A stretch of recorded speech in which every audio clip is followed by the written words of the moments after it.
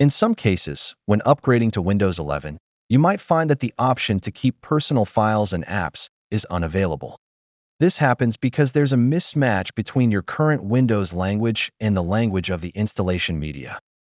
To fix this, you need to use an ISO installer that has the exact same language as your current Windows installation.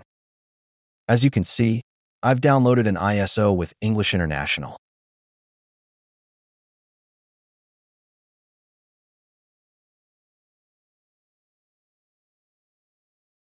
However, the current display language on my system is English United States.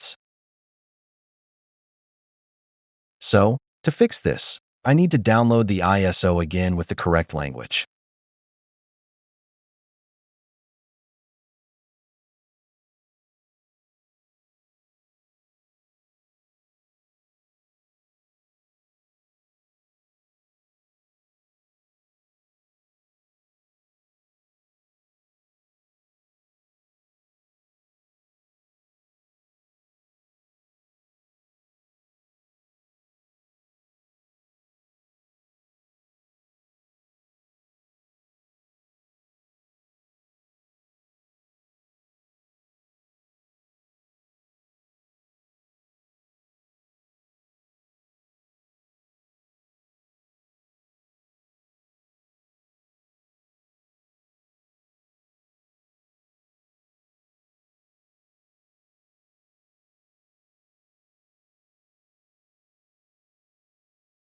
As you can see, the option is now available, and we can upgrade Windows without losing any data.